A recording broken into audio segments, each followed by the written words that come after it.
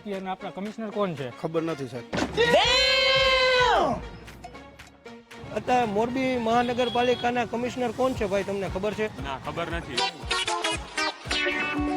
અત્યારના કમિશનર કોણ છે? ક્યાં કમિશનર? અત્યારે હાલના આપણા મોરબીના કમિશનર કોણ છે તમને ખબર છે? ના, કોણ હે ખબર નથી. લેડીઝ છે એટલી ખબર છે. આપણા મોરબીના અત્યારે મહાનગરપાલિકાના કમિશનર કોણ છે ભાઈ, તમને ખબર છે? પહેલા તો સપનીલ ખરે સાહેબ હતા, અત્યારે કોઈક મેડમ આવ્યા છે, એ તો કઈ દેખાતા છે નહીં. બરોબર, સપનીલ ખરે હતા ત્યાં ડિમોલેશન ના બધું થતું, સ્વચ્છતા અભિયાન ને એવું. અત્યારે કોઈક મેડમ આવ્યા, ક્યાં છે ને હું કાંઈ આપણને ખબર નથી. અત્યારે હાલના આપણા મોરબીના કમિશનર કોણ છે તમને ખબર છે? અત્યારે હાલ આપણા મોરબીના કમિશનર કોણ છે? અમે નથી ઓળખતા ભાઈ, આવતા નહીં આગળ ચોકમાં ગઈએ. બેટા તું કમિશનરને ઓળખે છે? આપણા મોરબીના કમિશનર કોણ છે? જયેશભાઈ આગેચાણી. Emotional damage.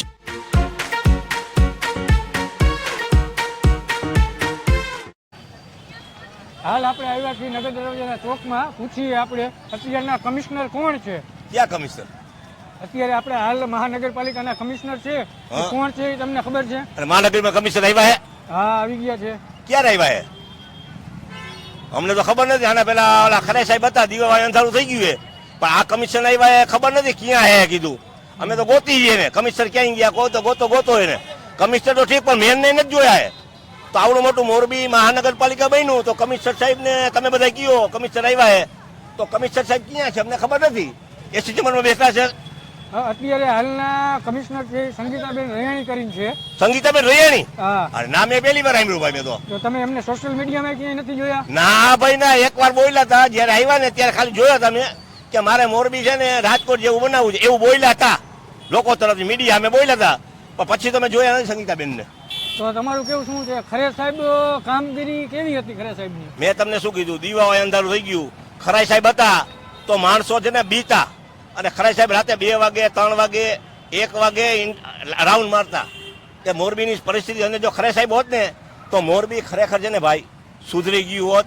અત્યારે બગડવા ઉપર જે આ નગરપાલિકા હતી એ સારું હતું, અને આ કમિશનર આવ્યા પછી હાવ બગડવા માંડ્યું છે. એટલે તમારું કેવું એવું થાય છે કે ખરે સાહેબની કામગીરી જે રાતની કે કોઈ બી હતી એ બેસ્ટ હતી, અને અત્યારે જે કામગીરી થાય છે એ શક્ય નથી થતી એવી? ખરાઈ સાહેબને એવોર્ડ દેવો જોઈએ ખરેખર મોરબી માટે.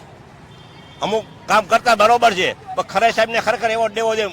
માણસો બીતા અને ખરાઈ સાહેબ કામ કરતા, એને મોરબી સુધારવું હતું. આ જો ખરાઈ સાહેબ આપણે બાગ બગીચાનું કરતા ગયા તો મોરબીના બાગ બગીચા ક્યાં કર્યા? બરોબર, સારું કર્યું. અત્યારે ડિમોનેશન બંધ થઈ ગયું. અને બીજા નંબરમાં તમે કયો છો, અમે તો જોયા નથી ભાઈ સાહેબ આ બેનને. હવે ગોતી છીએ ક્યાં છે એ અમે તો. અત્યારે હાલમાં આપણા મોરબીના કમિશનર કોણ છે?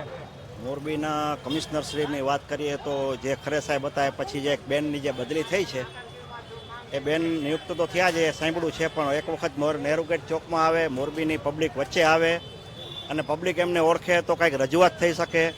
પબ્લિક વચ્ચે આવતા બેનને કાંઈ પ્રોબ્લેમ તો હોઈ ન શકે, એમનો સ્ટાફ પૂરો હોય છે, એમને આવવું જોઈએ અને પબ્લિકની વાતને સાંભળવી જોઈએ. અમે એવી અપેક્ષા રાખીએ કે બેન પણ સારું કામ કરે. જેવી રીતે ખરે સાહેબ પહેલી વખત મોરબી આવેલા ત્યારે નહેરુ ગેટ ચોકમાં ફર્સ્ટ ક્લાસ એન્ટ્રી પાડેલી અને ખૂબ સારું એવું કામકાજ એમને કરી દે. એવું ખરે સાહેબની સાથે એવું જ કામ એ બેન પણ કરી શકશે, એટલે લોકપ્રિયતા મળે અને બેન આવે તો બધા રાજી થાય કે ભાઈ એક કમિશનર શ્રી છે એવું ઓળખ થાય.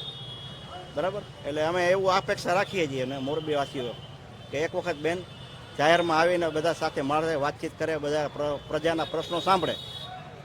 રેડી? અત્યારના આપણા કમિશનર કોણ છે? ખબર નથી સાહેબ.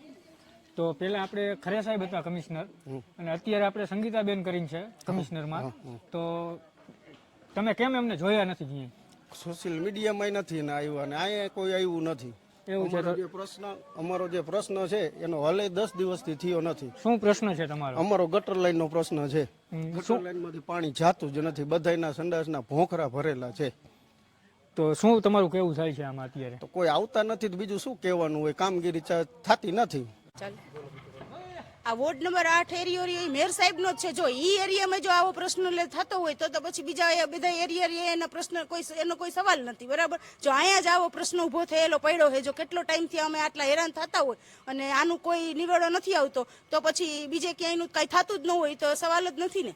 આનું કંઈક થવું જોઈએ એમ, બીજું કાંઈ નહીં. અને જ્યારે ચૂંટણી હોય ત્યારે હાંજ પડે ને ત્યાં જેટલા પક્ષ છે ને બધાય પક્ષના હાંજ પડે ને ત્યાં 4 વરઘોડ આવતા હોય, આમાં મત દેજો, આમાં મત દેજો. અને અત્યારે એક પણ માણસ કોઈ આવતું નથી. આટલી અરજી કરો તો વગર અરજીએ બધા પહોંચી જાય, ત્યારે બધાને મજા આવે.